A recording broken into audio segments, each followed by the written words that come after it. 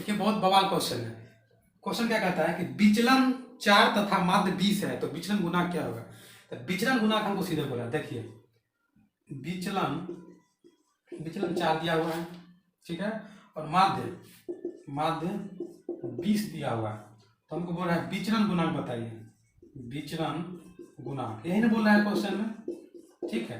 तो विचलन गुणांक बताने के लिए बोल रहा है, तो विचलन गुणांक का फॉर्मूला क्या हो जाएगा, विचलन बटा माध्य गुने 100%, ठीक है। तो विचलन हो गया 4 और माध्य हो गया 20 और गुने 100%, इतना चीज आप समझिएगा, ठीक है। अब देखिए 4 5 6 20, ठीक है। अब 5 से फिर इसको काटेंगे तो 20 बाद में कटेगा, तो 20% इसका आंसर हो गया। देखिए एक शायर ने शायरी कहा था कि जान देना ही तो दो उस वतन के लिए, कि जान देना ही तो दो उस वतन के लिए, अरे जान क्यों दे रहे हो एक बेवफा दुल्हन के लिए। अगर कहीं मारे जाओगे उस हसीनों की गलियों में तो कोई चंदा भी नहीं देगा तेरे कफन के लिए। समझ गए ना आप। बस अगला क्वेश्चन को देखिए, आप इस सब पर चीज पे ध्यान मत दीजिएगा, फालतू चीज है। जिस तरह मोबाइल का टेम्पर ग्लास उस तरह वही तेरी लाइफ की टेम्पर ग्लास, ठीक है।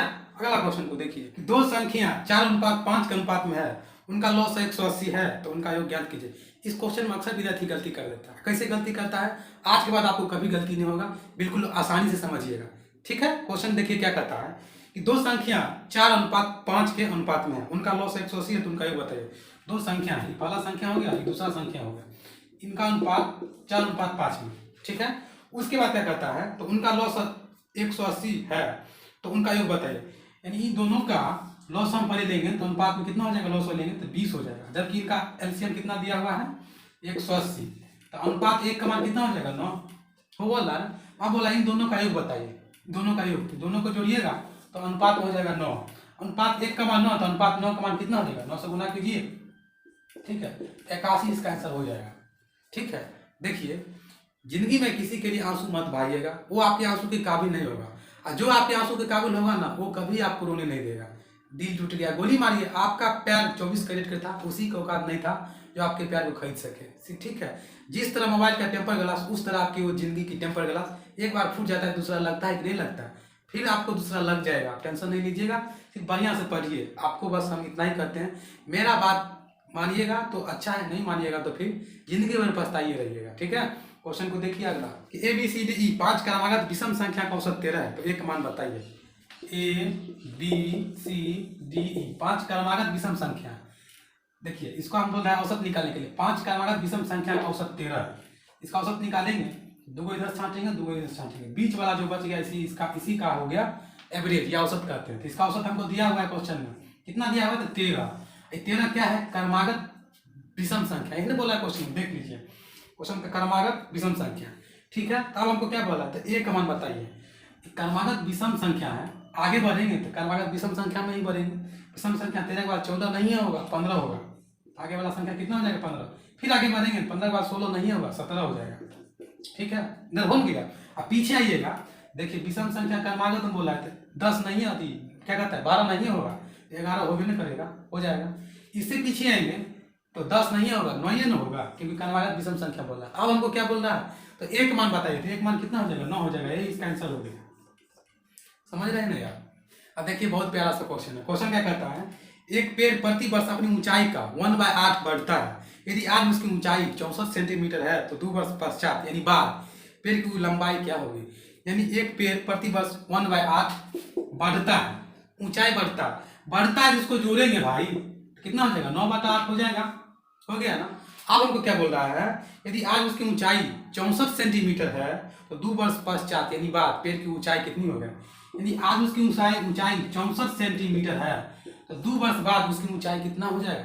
तो ऊंचाई देखिए हम निकाले हैं ना कि 9/8 हो गया इसका ऊंचाई, और 2 वर्ष बाद बोला तो इसको 2 बार गुना कर दीजिए ना, इस सेंटीमीटर में ऊंचाई से गुना कर देंगे, 2 बार गुना करेंगे तो 9/8, फिर एक बार और लिख देंगे 9/8, 2 बार हो गया। अब देखिए 8 × 64, 8 × 64 से गया 9 × 81 सेंटीमीटर नहीं हो जाएगा, इसका आंसर हो जाएगा ना। देखिए एक शायर ने शायरी कहा था कि हम गरीब लोग एक मोहब्बत के सिवाय क्या दे सकते हैं, एक ही दिल था सीने में, वो भी किसी बेवफा लड़की ने ले गए, ठीक है। आप इस सब चीज पर ध्यान नहीं दीजिएगा दोस्त, नहीं तो कभी भी आप सफल नहीं हो पाइएगा, ये मेरा वादा रहा, ठीक है। जब तक आप इसको लेकर के आप सक्सेस नहीं हो गइएगा ना, तब तक कभी नहीं आप सक्सेस होइएगा, ठीक है। इसलिए सब मोह माया है, सब कुछ छोड़ के आप सिर्फ पढ़िए। उसके बाद जब सक्सेस हो जाने के बाद आपको जो करना है ना, उस वक्त हम भी नहीं रोकेंगे, जितना करना है दिल खोल के कर लीजिएगा।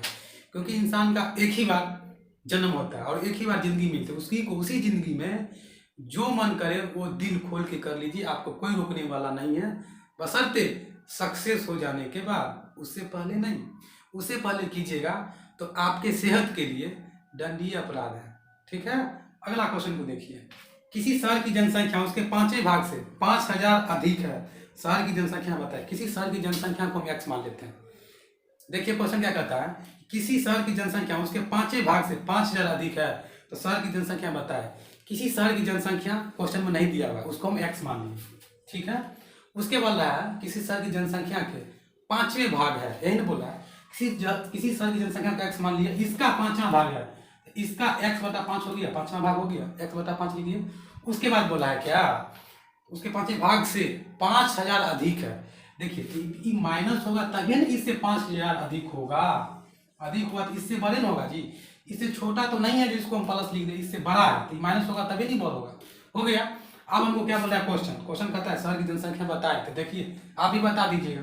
इसको क्रॉस गुना कीजिएगा तो हो जाएगा 5x, माइनस का चिन्ह है तो माइनस दीजिए, x बटा 5 लिख देते हैं, लिख दिए। इधर देखिए बराबर में 5000 है तो 5000 रहने दीजिए। अब देखिए 5x में से x घट गया तो 4x हुआ, बचा बटा 5 बराबर 5000 हुआ। अब देखिए 4 से इसको काटेंगे तो कट जाएगा, कैसे कटेगा सो देखिए, 4 है कहीं 4 बच गया कितना, 1 0 उतरेगा तो 4 दूनी 8, फिर बच गया कितना 2 उतरेगा 4, फिर 0 हो जाएगा, 4 5 20, एगो 0 बच गया तो रहने दीजिए। अब देखिए ये गुना हो जाएगा 1250 में, अगर आप 5 से गुना कीजिएगा तो 6250, इसका आंसर नहीं हो जाएगा, हो जाएगा। देखिए अगर आपकी भाग्य साथ नहीं दे रही है ना, तो समझ जाइएगा कि आपकी मेहनत जरूर साथ देगी। इसलिए लड़की के पीछे पगलाइएगा मत, वरना लड़की आपको पगला देगी, मेरा 100% का वादा है। इस सब फेरा में आप परवे मत कीजिए, पहले सक्सेस हो जाएंगे, उसके बाद जितना मन करना है करिए, मेरी तरफ से कोई रोक नहीं है। जहाँ तक आप जो कहिएगा वो करेंगे, बशर्ते आप सक्सेस हो जाने के बाद। देखिए अगला क्वेश्चन क्या कहता है, 1 से 10 तक की संख्याओं के वर्गों का योगफल की गणना कीजिए। 1 से 10 तक की संख्याओं के वर्गों का योगफल की गणना कीजिए। 1 से 10 तक, तो 1 का स्क्वायर प्लस 2 का स्क्वायर प्लस 3 का स्क्वायर, 1 से 10 तक के वर्गों का योगफल की गणना करने के लिए, 10 तक का स्क्वायर की गणना करने के लिए बोला। आप इसको क्या कीजिएगा, 1 का स्क्वायर 1, 2 का स्क्वायर 4, 3 का स्क्वायर 9, 10 का स्क्वायर 100, जितना संख्या उतना से भाग दीजिएगा, यही कीजिएगा। जबकि आपका तरीका सही है, बशर्ते एग्जाम आपको ज़्यादा समय ले लेगा, इसलिए आपको शॉर्ट्स बताने का कोशिश करते हैं ताकि एग्जाम आप जल्दी से बना दीजिएगा। कैसे बनेगा इसको देखिए, इसके लिए फार्मूला लगेगा n into n plus 1 into 2n plus 1 बटा 6।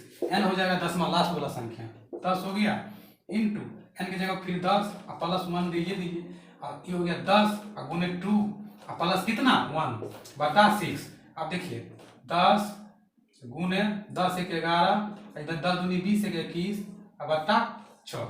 अब देखिए इसको देख काटेंगे कितना हो गया, 10 गुने 11 गुने 21 बटा 6। अब देखिए 3 दूनी 6 और 3 7 21, ठीक है, 2 5 10, 7 5 35 हो जाएगा, 7 5 35 गुने 11, इसको गुना कीजिएगा 385, इसका आंसर हो जाएगा।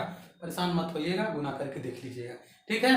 देखिए ऐसे क्वेश्चन में अक्सर विद्यार्थी गलती करके चला आता है, वो कहता है सबसे बड़ी 2 अंकों की अभाज्य संख्या, सबसे बड़ी तो कर देता है लेकिन 2 अंकों की अभाज्य संख्या बोल रहा है तो 1 अंक लेता है, इसमें गलती करके चला आता है। आज के बाद आपको गलती नहीं होगा, अगर गलती हुआ तो कमेंट करके जरूर हमको बताइएगा, हम आपसे जरूर मिल लेंगे, ठीक है। देखिए क्वेश्चन को पढ़ते आप थोड़ा समझने का कोशिश कीजिएगा, ठीक है।